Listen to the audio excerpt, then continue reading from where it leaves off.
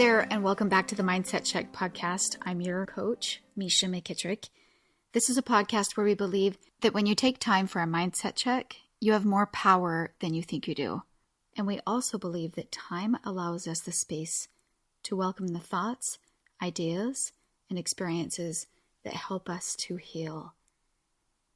We have a few really exciting announcements to talk about before we jump into the episode today. The first is that the summer schedule for the podcast release will be looking just a little bit different so that it can allow me more time to just be with my kids this summer and also work on some things that I'm going to tell you about in just a second. The schedule is going to look like this. Usually we have a Monday episode released and then we have a mini episode every single Friday. And instead, we're going to have the main episode on Monday, and then the next Monday will be the mini episode. And so there will be one release every single week. So you'll still be getting the podcast. And if you have a lot of extra time and you want to go revisit some of the podcasts of the past, and also another idea is I'm doing a lot of interviews with other podcasters. And so if you're interested in this story kind of as a whole, or, capturing it with a bird's eye view, or kind of seeing some background and some motivation of my why and why I'm doing what I'm doing, then feel free to jump into those episodes and listen as well. You can find those if you just go to Instagram and click the link on my bio, and there's a bunch of links to some of the episodes that I've done. So that summer schedule will also allow me to prepare for some of these exciting announcements that I have for you. At the end of the summer, I'm so excited. I'm doing a retreat with a few women, and I'll give you more information on that as we get closer, but something that I'm really feeling excited and passionate about. So be looking for that. And then we'll also be starting group coaching in the early fall. So that's something that I hope that you're really on board and super excited. I'm starting to just feel so expansive about that. And so I really hope that you start feeling that way too, because I would love to have you join us in that. Okay, if you are new to this podcast, in the first season of this podcast, what I'm doing is reading my journal to you from when I was 15 and pregnant. And I go through a few really tough years. This is something that I felt called to share publicly. And I can totally see that every single time I drop into this, it helps me to come from a very raw and vulnerable place. And we talk about all of the struggles in life and how, you don't have to be 15 and pregnant to also be looking for light in the darkness, and joy in the pain and hope in the struggle. Those are things that are universal to, just the human need. And those are the things that we dive into inside of the personal struggles. And right now we are in grief because my little girl has passed away just a few episodes back. And I really hope that you are listening to these episodes and really allowing your grief to just be there and to look at it and to figure out how much you've processed it. And I hope that these little bits that we are diving into give you glimpses of light inside your own grief. And if you haven't ever lost someone that's really close to you, then I hope it gives you glimpses of light into whatever measure of loss you've experienced in your life. And with that said, there's nothing really out of sorts with this episode as far as someone that you might not know of, so we can just jump right in. March 9th, 1995. Last night we went to a grief support group. She just told us about the class, how long it was, and what they do there. When Taylor first passed away, I couldn't believe it. And now, I kind of can't believe she was ever mine. I'm still just sort of numb, in shock. I hate to think that I won't hold her in my arms, and she's not saying mama. I really think that was the best word I ever heard. I just hate the thought of her not being mine because I didn't live up to God's commandments. I want to work so hard for her, and I will, but I'm thinking about Jesse. One day there won't be a future, and another day, he doesn't care. He thinks he can just smoke, drink, and do drugs, and it drives me crazy. I want to be with him. We have been through so much, and I want to go through more, just to be with him and Taylor. He knows I hate it when he's high or something, so he hides it and lies. How are we going to have a relationship like that? He's starting to go back to his same old self again. Maybe he can't help it. Either he treats his loved ones really bad, or I don't mean anything to him. I love him so much, and I don't want to split up or divorce. I just want a perfect marriage and respect. He promised he would try living the ways of the church, but if I ask him when, he just tells me later or in the future. I love Taylor so much. Her name makes me feel warm inside. I will be with her again. Jesse, my friend, my lover. But yet, he doesn't trust me. I think it's turned around. March 14th, 1995. Jesse and I are doing great, except for all of our bills and the fact that Willie's car lot wants to sue us for $5,000. I love him so much. The most amazing thing to find out about SIDS is right in front of our face. SIDS is caused only because it's the baby's time to go, and it's God's way of taking them back. Doctors are going crazy. Even if they thought that, they couldn't tell the world. People would think they were crazy. Anyway, I have peace of mind all because of that fact. I still long to hold her, and I love her so much. I miss her and want her to say mama and giggle. And I want to roll with her and laugh. I would love to just hug her. Okay, we have a few things to break down. Honestly, that grief support group, I feel like, was really great for me. I feel like Jesse didn't go with me a lot. I remember he went a little bit, but I remember going a lot, and I remember getting like little pamphlets that, you know, kind of talked about how, like, gave tips, and I remember the first time like really learning what the word like bereavement was, and I feel like overall it just felt so validating, you know, and I feel like they really encouraged us to write a lot, and that was something that I took very seriously. I wrote down how in the beginning it was just like disbelief, like I can't believe this has happened, and then you find yourself going, was that just a story that I like, was that kind of make believe? You know, and I think that's the reality. I think that's the reality of how a lot of times we also feel like their memory is going to slip from us. And I remember just writing down, you know, pages and pages of memories that I had with her, just like interactions that I had with her, ways that she was and the way that she felt to me. And I feel like, you know, we've talked about this quite a bit, because I remember we talked about this with Loren, and we talked about just like the key to grief is actually feeling the feelings when they come so that you can process. And one thing that I really love in association with that, because I think that's something that we continually have to face, no matter what kind of grief, you know, we're facing in our life, no matter what kind of loss we're looking at.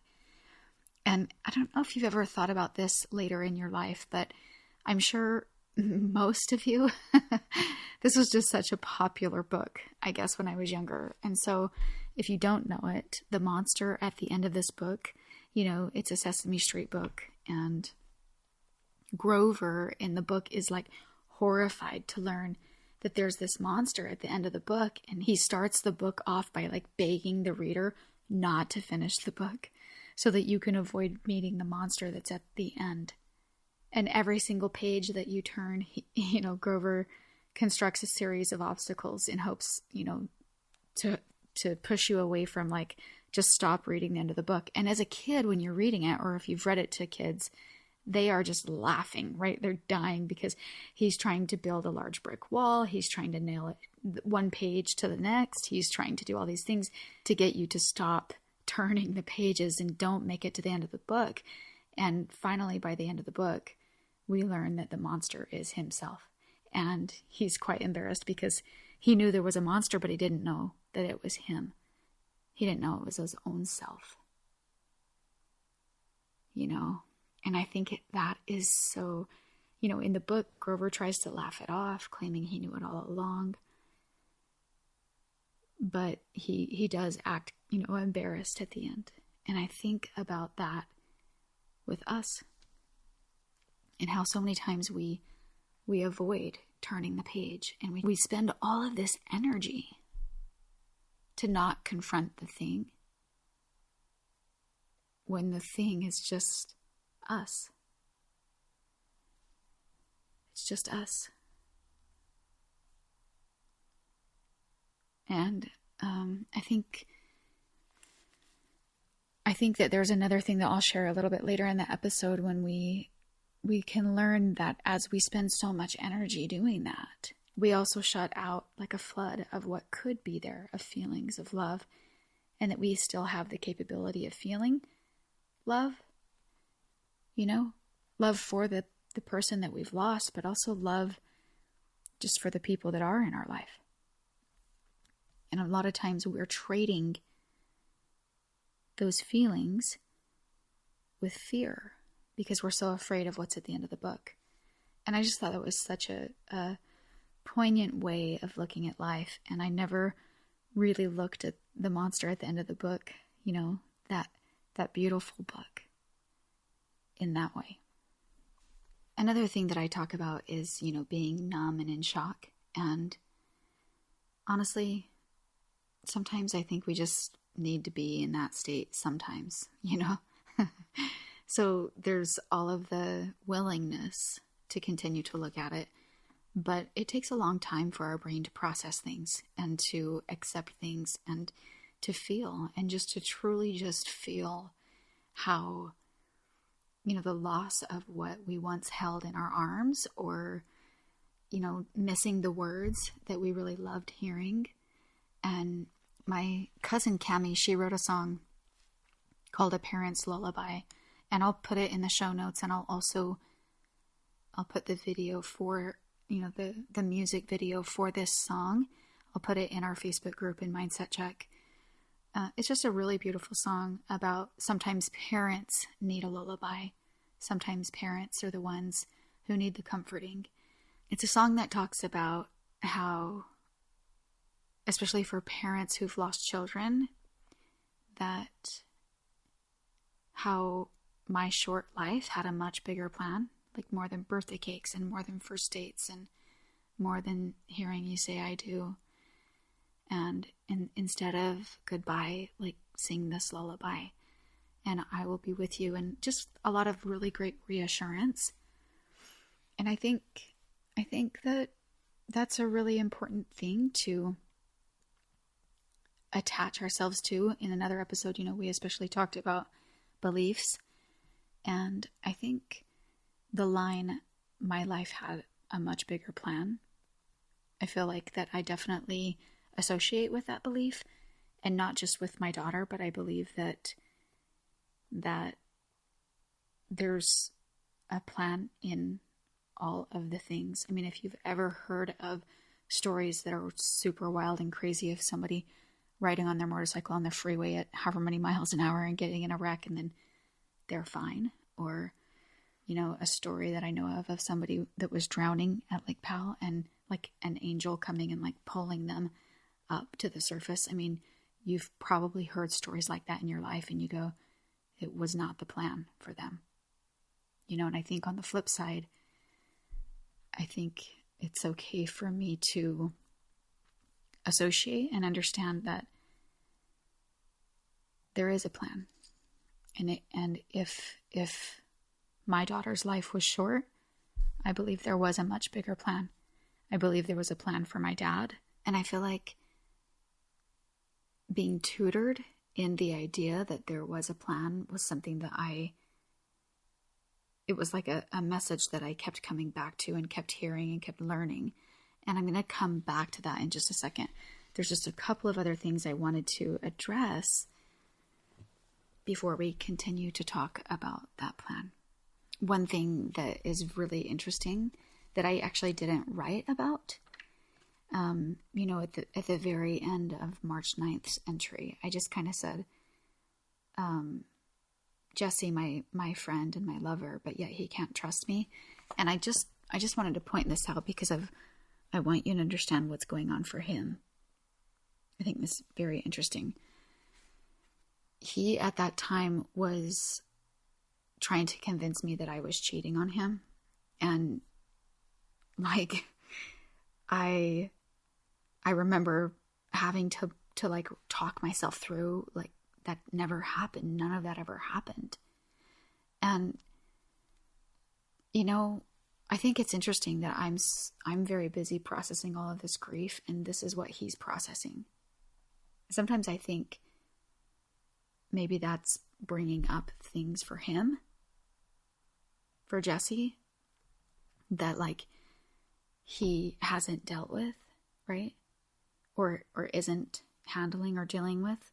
And so he's projecting those feelings and trying to make me, we've talked about this in different episodes, but I just wanted to point that out because I remember that being a very heavy event for me that happened in March, that he was trying to convince me that I was cheating on him again.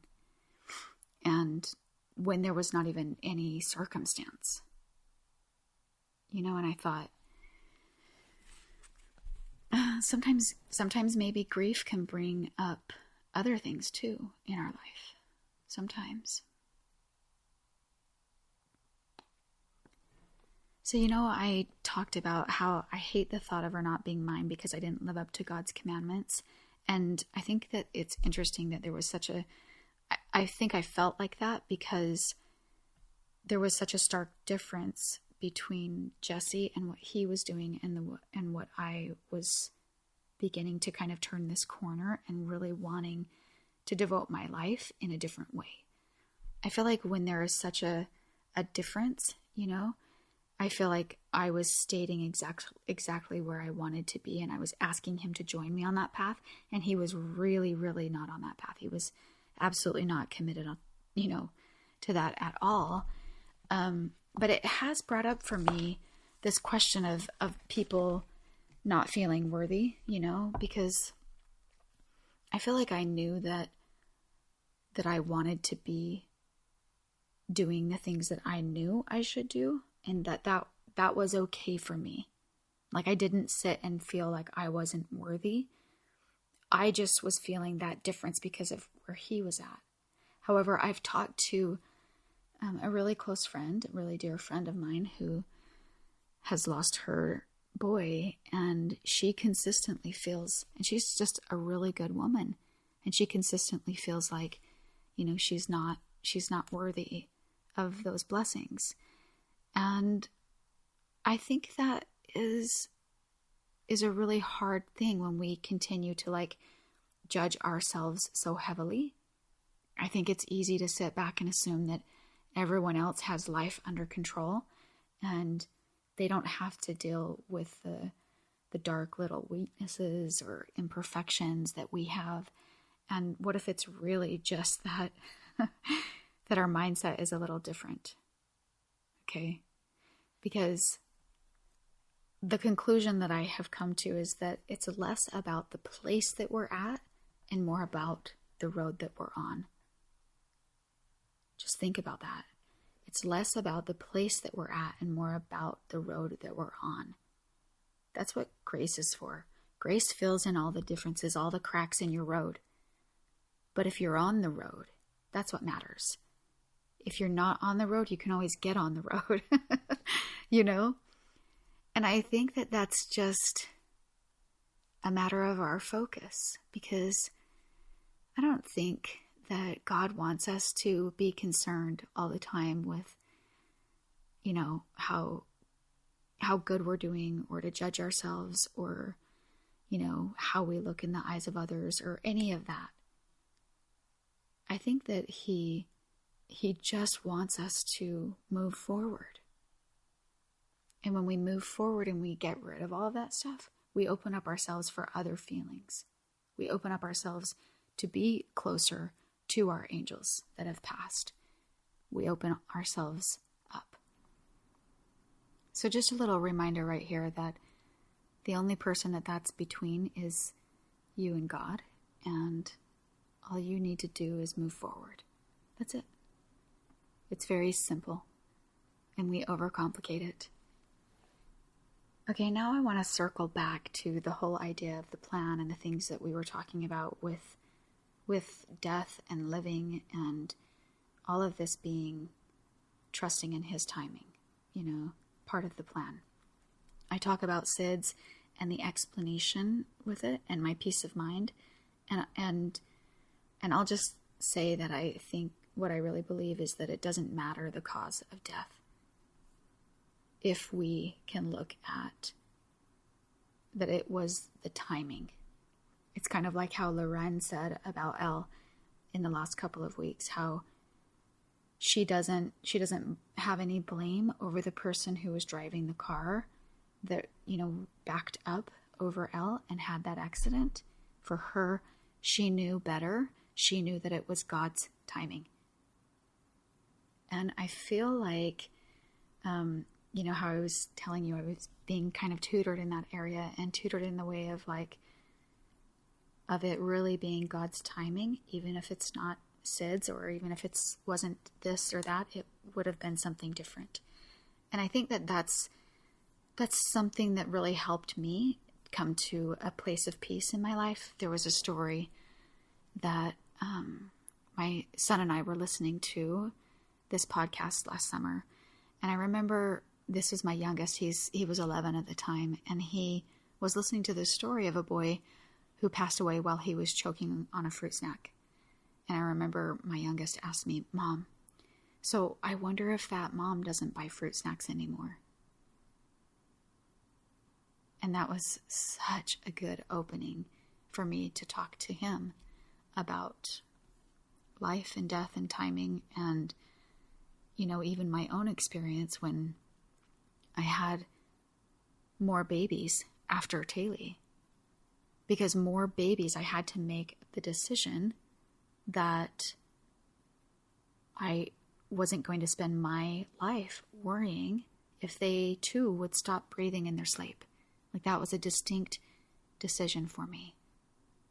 And I remember there was a talk that was given by one of our church leaders, and this just really, really, really sat in my soul so well. And he was telling us about a tragedy that had occurred that was reported in the national press. And there were 5 beautiful little girls who were playing hide and seek, and they got into the trunk of a parent's car, and the trunk lid was pulled shut, and they were unable to escape, and all perished from heat exhaustion. And in these little girls' families, 2 of the 3 families, the deceased children, were all the children that they had. And he talked about the observances of their passing and their funerals. And he says, frequently death comes as an intruder. It is an enemy that suddenly appears in the midst of life's feast, putting out its light and gaiety. It visits the aged as they walk on faltering feet. Its summons is heard by those who have scarcely reached midway in life's journey, and often it hushes the laughter of little children. And he goes on to tell that at the funeral he counseled that there's one phrase that should be erased from your thinking and from the words that you speak aloud, and it is the phrase, "if only." He talked about it being counterproductive, and he then reassured us with the plan and that we should trust. And that sank so heavily in my soul. It resonated, it felt right. And, I think that there's oftentimes, Lorena and I talked about accidents the last couple of weeks and how sometimes people start to take responsibility for accidents, or sometimes if only around death isn't only for accidents, it's also if only I hadn't left like that. If only we had departed when we were on good terms. And to that, I would say the same thing that I said to my son when he had a really hard experience in a soccer game and he messed up. He messed up and he had the most amazing tournament. And in the end, the very last game, he messed up. And it was the turning point. It wasn't the cause of everything, but it was the turning point for the game going a different direction.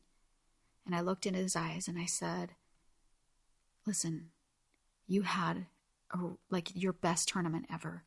You played amazing. And you're going to let it be remembered by one event, by one action, by one small play. Be careful what you choose to remember. Be careful, because sometimes people hang on to the way that it was ended instead of all the way that it was lived. And then I would also just petition and let you know that it doesn't even matter however things ended. There is so much healing that you can do that can still be done, even though you feel like you're so far away from them. We've talked about writing your loved ones letters. You can do everything on your end of the deal to get complete. You can say all the things you wish you said to them. You can say them out loud. You can go to a mountaintop. You can go to the beach. You can, just sit in your bedroom and write a letter and pour your heart out. And I think sometimes we think that door is closed, and it's not. It's not.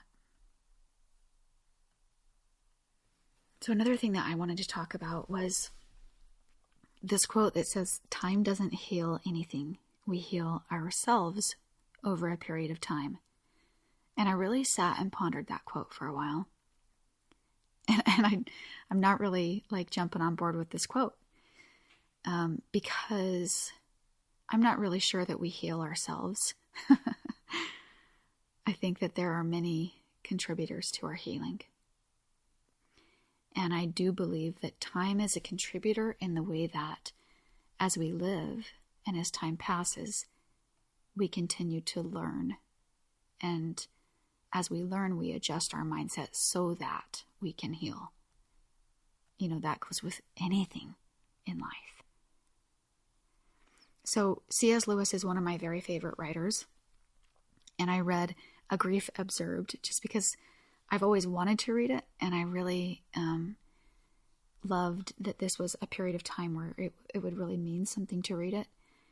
And was I able to recheck in with how grief feels, especially in the beginning, because he's writing this book after his wife passes.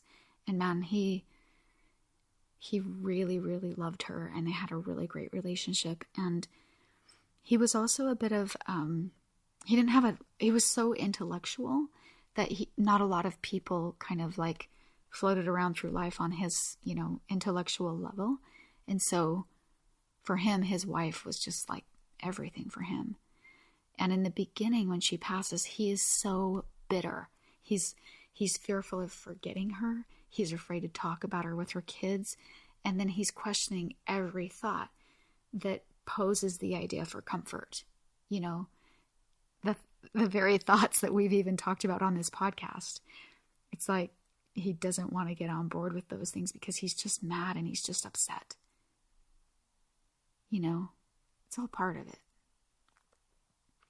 And then as he continues to write and time passes, he begins to recognize that many folk tales and ballads that are, kind of written from the perspective of those that have parted tell us that mourning them does them some kind of wrong.